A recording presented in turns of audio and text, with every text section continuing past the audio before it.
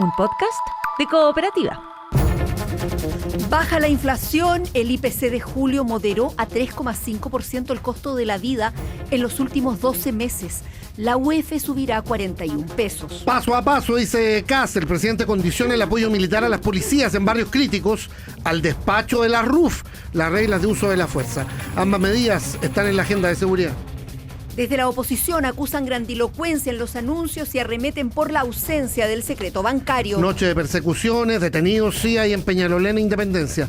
En La Cisterna indagan el crimen de un hombre baleado tras una riña. Cheques, contratos y gastos sin respaldo. Servicio Electoral concreta denuncia en Fiscalía por las rendiciones del Partido de la Gente. Cientos de camiones permanecen varados por las nevazones en la cordillera de la Araucanía, de Lonquimay hacia Argentina. Clases suspendidas y cortes de luz. En el exterior comienza la era de Abelardo de la Espriella en Colombia. Perú y México restablecen relaciones diplomáticas. Un estudiante mató al menos a 5 personas en un colegio de Tailandia. Preocupación por el estado de salud del ex arquero de La Roja, Nelson Tapia.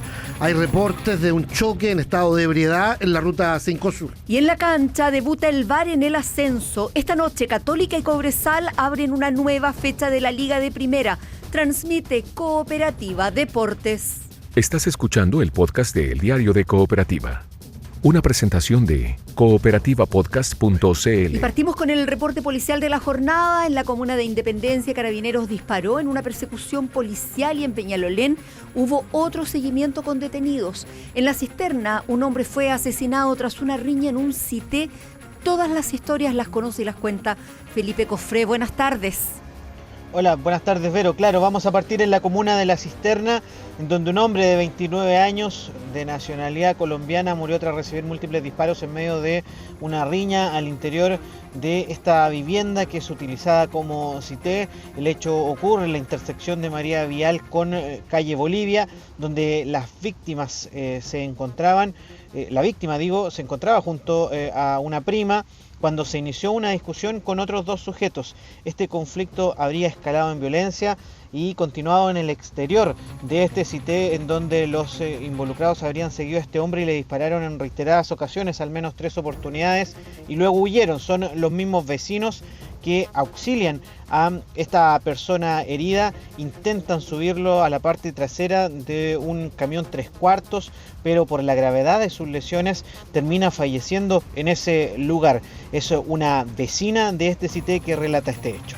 No, lo único que se escuchaba era que gritaban que habían matado a alguien, la vecina gritó mucho, después salió un caballero gritando soeces, pero yo creo que fue la impresión y lo único que gritaban es que habían matado a un vecino. Yo traté de comunicarme con Carabineros, estuve como 8 minutos en la línea y nunca pude conectar, pero ya después vimos las luces de seguridad ciudadana que fueron los primeros en llegar y a través de la Sofafe empezaron a llegar ya y recién nos enteramos que habían matado a alguien y que lo tenían en el pick-up de la camioneta.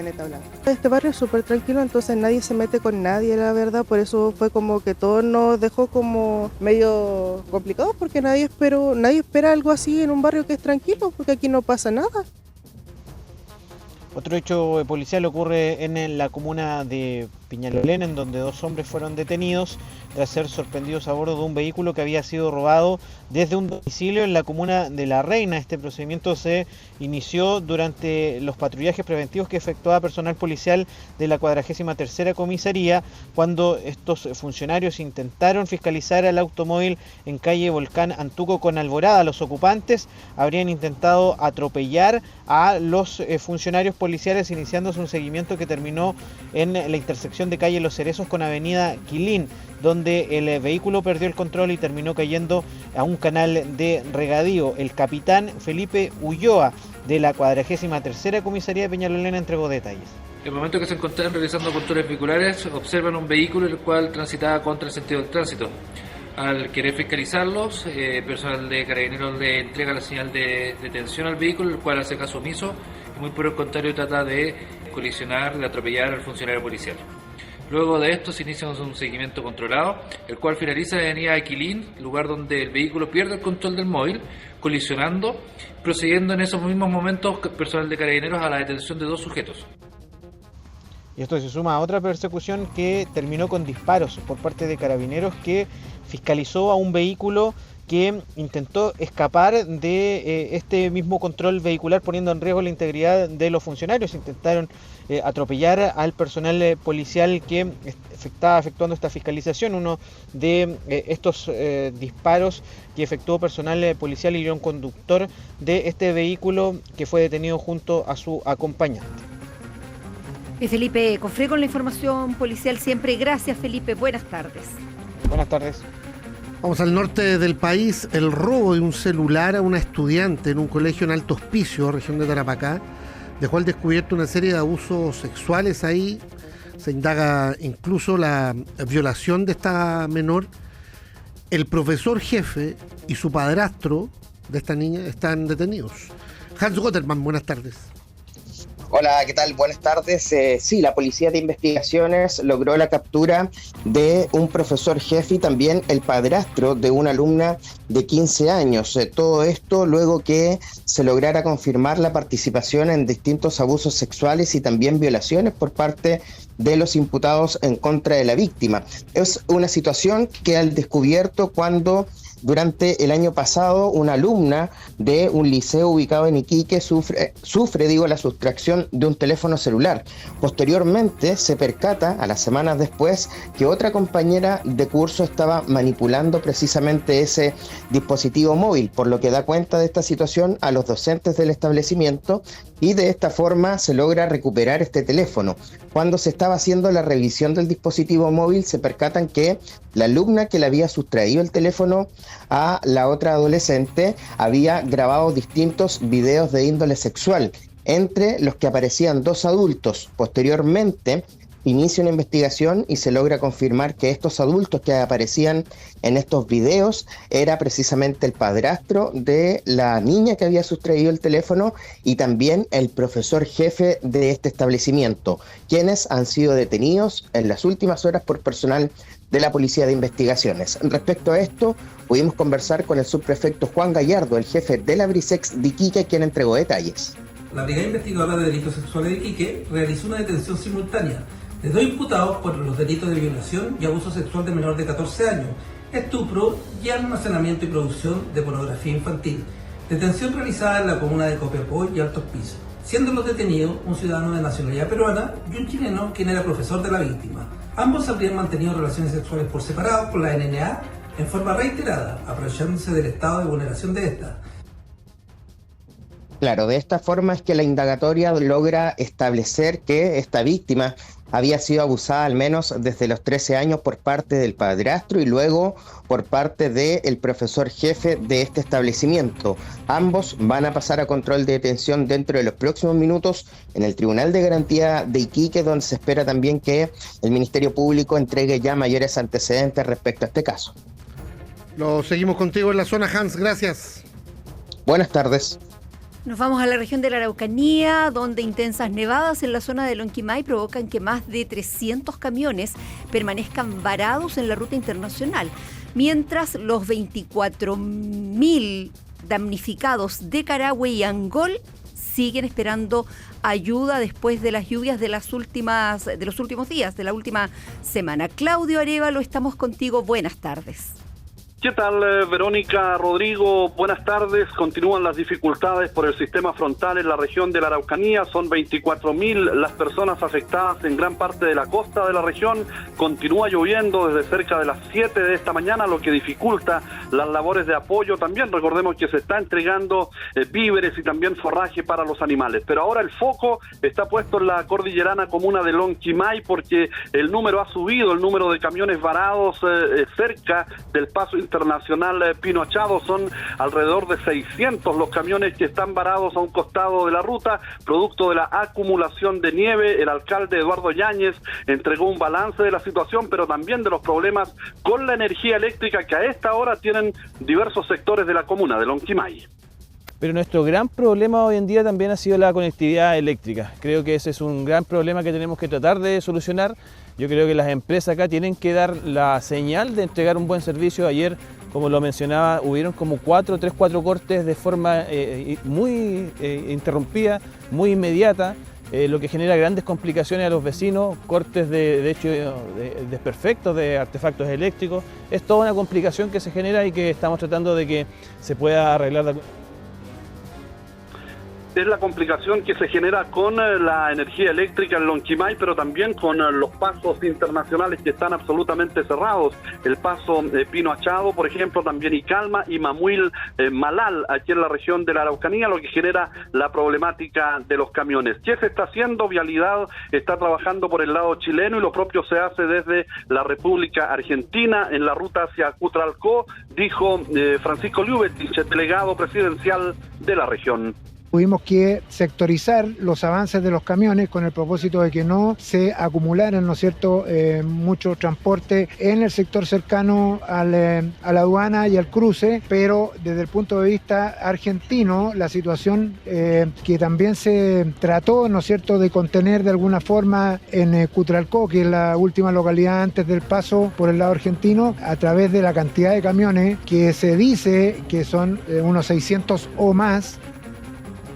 Es parte de la información que está recabando la delegación presidencial, aduanas de la Araucanía y por supuesto también las empresas dedicadas a las soluciones, específicamente en la vía, en la cordillerana comuna de Lonquimay. Las clases, Verónica Rodrigo, fueron suspendidas en todos los colegios durante esta jornada y se estará evaluando durante la tarde cómo va evolucionando esta situación de la caída de nieve en gran parte de la precordillera de la Araucanía, que se suma a las inundaciones en la costa. Carahue, Nueva Imperial y también la zona de Puerto Saavedra, lejos las más afectadas en las últimas horas. Seguimos atentos a todo contigo allí en la Araucanía, Claudio Arévalo. Gracias, buenas tardes. Buenas tardes. Cooperativa. 13 minutos. 13 minutos.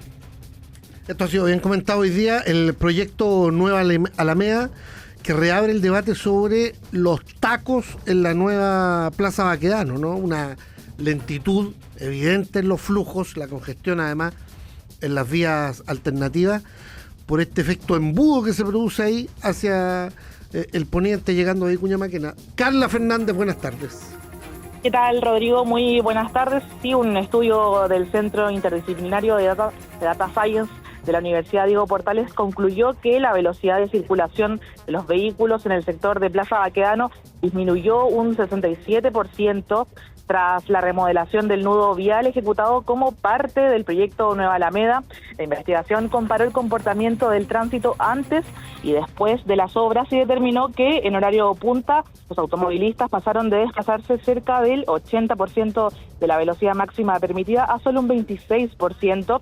Además, el análisis advierte que la congestión se trasladó hacia otras vías como la Alameda, Avenida Providencia y Avenida Vicuña Maquena. De acuerdo con este análisis, esto ocurre por la eliminación de la rotonda, generando un efecto derrame de la congestión hacia las vías de acceso y salida de Plaza Baquedano. En tanto, el principal cuello de botella se produce en el sentido poniente, donde existen 2 pistas exclusivas para buses y una sola pista para vehículos particulares. Esa distribución se implementó cuando se eliminó esta antigua rotonda que ya mencionaba y se priorizó el transporte público. Pasemos a escuchar precisamente lo que nos dicen algunos conductores que transitan diariamente por este sector. Creo que sí hay mayor flujo de vehículos y hay menos congestión que antes. Sí. Lo único inoportuno, creo yo, fue que dejaron solamente un canal para bajar por la Alameda y muy grande el espacio para las bicicletas y eso, entonces un canal es muy poquitito para esta ciudad que es grande y iba creciendo, entonces yo creo que ese es el único problema que hay. Sí, se notó un cambio, hay menos flujo de vehículos, pero también el flujo de los buses de red es más fluido, entonces es mucho más fácil para la mayoría de la gente pasar por Plaza Italia. Pero en términos históricos siempre ha habido tacos en Plaza Italia, sobre todo para doblar para Villavista o para el poniente. Bueno, desde el estudio también sostienen que la eliminación de la tradicional rotonda modificó la distribución de los flujos vehiculares y redujo la eficiencia del sistema. El alcalde de Providencia, Jaime Belolio, señaló estar al tanto de la situación y afirmó que desde el municipio están a la espera de una respuesta por parte del Ministerio de Transportes para abordar esta problemática. Lo que antes era una rotonda y uno simplemente pasaba, hoy día sea un espacio que está abierto para todas las personas que quieran usar esa área verde. Sin embargo, hemos tenido muchísimo taco de las personas que van bajando por Providencia para tomar la Alameda, y lo primero que nosotros hicimos fue eliminar que la pista del medio fuera únicamente para buses. Hoy día es mixta. Sin embargo, estamos esperando que nos aprueben por parte del Ministerio de Transporte el hecho de que eso también se vea pintado distinto y que se entienda que puede ser ocupado tanto por buses como por vehículos particulares. Bien, son estos resultados los que reabren el debate sobre el impacto de las intervenciones urbanas en uno de los principales ejes de conexión de la capital y sus efectos en los tiempos de viaje de miles de conductores, Rodrigo. Carla Fernández en las calles de Santiago, muchas gracias. Buenas tardes. Estás escuchando el podcast de El Diario de Cooperativa. Una presentación de cooperativapodcast.cl. Abrimos la página económica del Diario de Cooperativa, sabemos del IPC de julio, de la inflación de julio, la inflación acumulada. Ha habido alzas en la electricidad, pero caídas en el precio de los combustibles. ¿Cuánto va a sumar la UEF en las próximas semanas? Todos los datos los trae Gonzalo Aguirre. Buenas tardes. ¿Qué tal? Muy buenas tardes. Hace 2 semanas, en la encuesta de operadores financieros del Banco Central, los agentes de mercado esperaban un dato de inflación en julio de 0,1%, y eso fue justamente lo que reportó esta mañana el INE, una variación que se tradujo en una caída de la cifra acumulada en 12 meses, que en junio era de 4,3% y que ahora quedó en 3,5%. Ese dato es el menos pronunciado desde abril, luego del 2,8% registrado en marzo. En el séptimo mes del año destacaron las alzas en las divisiones de alimentos y bebidas no alcohólicas, así como la de vivienda y servicios básicos, y la disminución en la división de transporte. Del factor de las lluvias, los temporales en julio, habla Nicolás Román, académico de la Facultad de Ciencias Económicas y Empresariales de la Universidad de los Andes. Las alzas tienen que ver con los tubérculos, las legumbres, las verduras en general, y eso está muy asociado con el fenómeno del Niño. Lluvias intensas en periodos cortos de tiempo produce aumento del caudal de los ríos, y eso anega muchos de los cultivos que hay, y eso también produce problemas en la infraestructura de uso público, en los caminos, carreteras, en fin. Entonces todos esos problemas a la larga hacen que se produzca cierta escasez de estos productos, termine subiendo el precio, que es lo que estamos viendo como una incidencia de un 2,6% de aumento de ese ítem en particular. En cuanto a productos, entre las alzas con mayor incidencia en este índice aparecen el suministro de electricidad con un aumento de 2,4%, subieron también los servicios de alojamiento con un incremento de 8,2%, los arriendos se encarecieron 0,6% y las bebidas gaseosas en 3,6%. En cuanto a disminuciones, lo más relevante ocurrió con los combustibles. La gasolina tuvo una caída mensual de 8,5%, mientras que el petróleo diésel cayó 13,5%.